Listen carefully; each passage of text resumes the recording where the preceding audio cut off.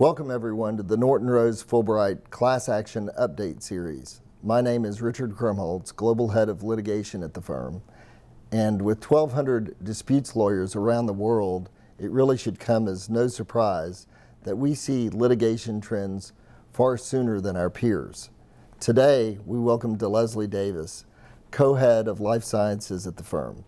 Welcome, DeLeslie. Thanks, Richard. It's great to join you and kind of try to read the tea leaves here, and there really is a lot to report. Well, you know, our global litigation trend survey in the U.S., and I do want to start with the United States because it probably has more class actions, obviously, than any other region in the world. And our litigation trend survey has indicated it's the top threat, according to General Counsel, really around the globe. So if you could start us off with the U.S., that would be great. Well, that's right. I mean, class actions are keeping GCs up at night, and that's true for the life sciences GCs as well. In the United States, the DOJ is just dead set on aggressive enforcement right now. So that creates this public regulatory foundation. But what we're seeing in the life sciences area is a real increase in private antitrust class actions. And those are brought by direct purchasers, they're brought by end payers, even independent resellers of generic and branded drugs. And those claims really are price fixing claims. They're also that settlement scheme in the patent world, the pay to play schemes. Those are the claims that are coming up in this private antitrust stuff. What are you seeing in Canada? I know that we reached out to all of our partners across the globe, and Randy Sutton, your co-head of life sciences around the globe, was one of those folks. What did Randy have to say as to Canada? So Randy has really interesting good news for life sciences. He says that they are seeing in Ontario, the province where a lot of these life sciences class actions are brought, that they're defeating class certification really at a record number there. And while that's great news for our life sciences clients, right, there are a couple of additional ramifications for that. The first is that you're seeing an uptick of class actions then in the other provinces, like British Columbia, like Quebec. The second is that you're also seeing an uptick in the individual mass tort actions. Now, while that sounds like bad news, we're actually hearing from our clients that that's good news, because in the individual mass tort scenario, it's a lot easier to evaluate the claims and see if they're good claims, meritorious claim, or not so much. And when you're in the class action scenario, right, there's so much time spent on commonality that you can't really get to the crux of, are these viable claims? What are you seeing in South Africa? So in South Africa, Natasha, our head down in South Africa looking at the life sciences class action world, says they have seen a 300% increase in class certification, and a huge amount of that is in the medical device scenario. In South Africa, there's not really any legislation that allows for class actions, but the attorneys in the courts there, through use of the Uniform Rules of Court and the Constitution, have sort of crafted a class action practice down there. And then there is a Consumer Protection Act of 2008 that is a product liability focused act that provides big remedies here that can be tagged on to these created class actions. DeLeslie, take us to the European Union, where I know that class actions really hadn't taken hold until much recently.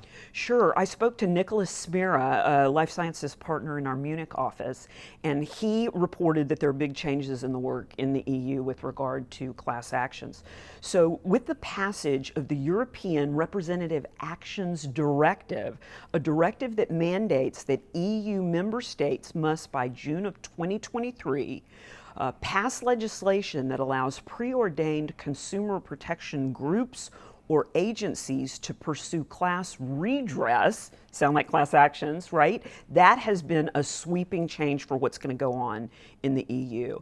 Those actions are focused on things like data privacy breaches, financial protocol breaches, violations of consumer protection law, and then the expectation is that the remedies will be broad, something like a sweeping change to a consumer contract, right? So they're really expecting big changes, not only because of the directive, but because each member state can enact it the way they want to. So Germany, for instance, may be much broader than France. So a lot to watch there. Does that mean that there's a regulatory gating of sorts before it gets to the courts? Well, there is, and of course it's hard for us in the U.S. to understand exactly what that means, but with the EU collectively deciding we need this, and yet the member states having the discretion to do it the way they want, it's hard to really see how this is going to look, and Nicholas says to stay tuned. Incredibly interesting. Let's go down under. I know you spoke to Cameron Harvey, head of litigation in Australia. Could you take us through what's going on there? Sure. Cameron noted, as we all know, that Australia has a really well-regulated class action environment down there, and that in the life sciences space, once you see something drug or medical device related in the U.S., you're going to see it crop up in a class action down in Australia pretty quickly. So that's par for the course. But what he said is the really new differentiator down in Australia is that they have a very aggressive regulator, and that regulator is just combing through adverse event reports to see what's going on and be ready to take action quickly. And another theme for the day, right? That's happening with medical devices at a really upped pace. What are you seeing generally in the pharma, biotech, and medical device space across the globe? Well, securities is always an issue there, certainly in the U.S. and elsewhere, but not a big uptick there. So when you look at what's happening, I think across the board, the U.S. angle is that economic loss, that antitrust class actions are growing in this space. But what we're seeing globally as we talk to these heads of life sciences across the board is that we're seeing that become more westernized. More litigation, more class actions. So stay tuned. It could be really a growth area.